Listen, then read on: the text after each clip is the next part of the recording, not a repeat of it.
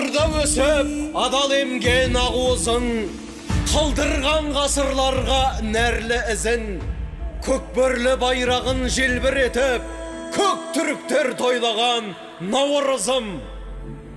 Жаңартып сана салтымды, қуантқан барша халқымды. Наурыз тойы ел тойы, ғасырдан асыр даңқыңды.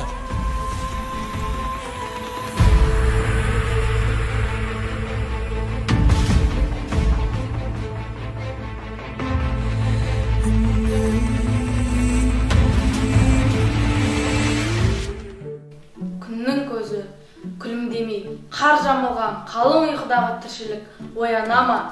Демек, жылдың басы жылулықпен, яғни көктемнің алғашқы айы Наурызбен басталады. Ал оны ескі жыл санаудың есебіне салғанда, қазіргі күнтізбедегі 14 наурызға сәйкес келеді. Сол күннен бастап Алаш баласы амал мерекесін тойлауға кірісіп, ұлыстың ұлы күнімен ұласады.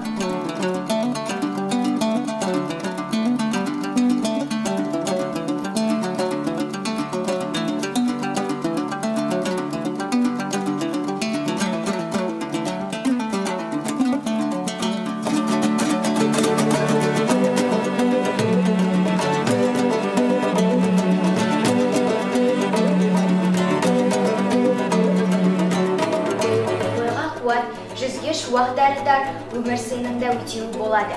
Сондықтан халқымыз амалдың басын әрекет жасаудан бастайды. Таң сәріде бұлақ басына барып, арығын ашып, айналасына ағаш отырғызады. Бұл әрекет ойын баласының ойын түзейді. Жер ананың қастерлей білетін қасиетін оятады. Еңбекке деген ептілігін күшейтеді. Ал олай болғанда, Наурыздың мерекелік мәртебеден асқақ екені аңғарылады.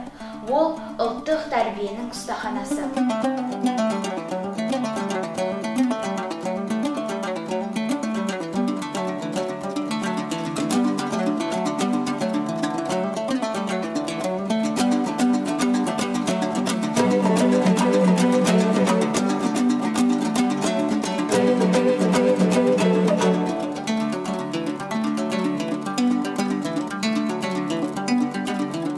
Жаңбырменен жер көгеріп жатқанда, батаменен ел көгеріп, еңсе тіктейді. Амал айының ақтаңы атысымен аулақ сақалдарының амандығын сұрап, аманатын арқалауды ата салды. Қырықтың бірі Қыдыр деген ізгі ниетпен халқымыз қырықтай үйді аралап шығуға асыққан. Бұл ағайын туыстың ауызбіршілігіне де әсер етер, әдет емес.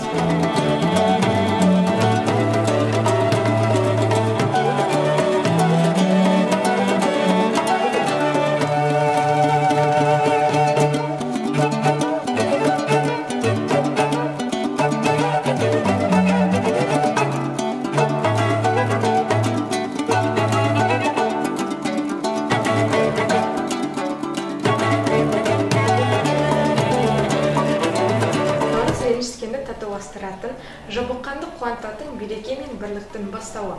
Самарқанның көктасы еритін күн деген ұғымнан да аңғаруға болады. Наурызнаманың асы, наурыз көженің 7 түрлі дәмнен әзірленуі береке мен молшылықтың белгісі.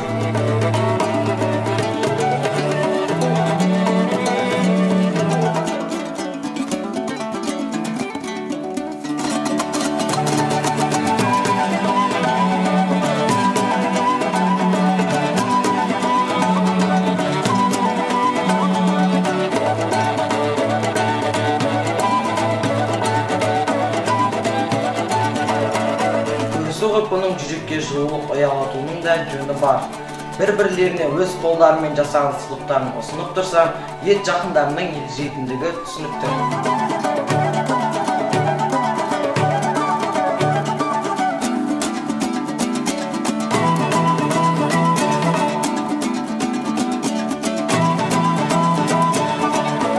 Бүгінгі бәсекесі күшті. Бәйгелі заман асауға ауыздық салудан басталады. Әуел баста жаяу болған, жүрісі баяу болған адамзат арғымаққа отырған соң алға басады. Ал жылқы жануары тұңғыш рет қазақ даласында қолға үйретіп, өзіндік реңдегі өркениет ретінде дүйім дүниеге таратты.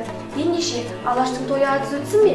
Әсіресе ұлыстың ұлы күнінде көк түркілердің жалғасы көк бар тартпай қойсын ба? Осы өнердің арқасында бөрілі байрақ ұстаған жауынгерлер жау жорығын тақымға басып, қалың қолды қақ жарып шығатын қабілетті меңгерді.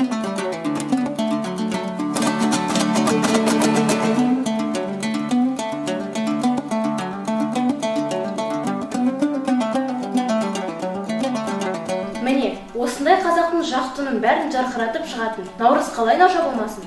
Сондықтан бұл халқымыздың еншісіне бұйырған ең құнды байлықтарының бірі.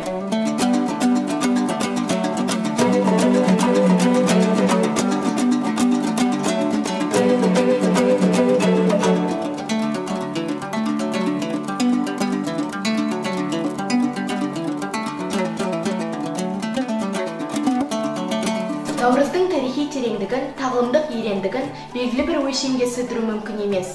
Әз дәрежесінде әспеттелуінің өзі қадір-құнның қаншалықты биік екендігін көрсетеді. Ендеше, төл мәдениет төрінен кетпесін, ол оң болсын, ақ мол болсын.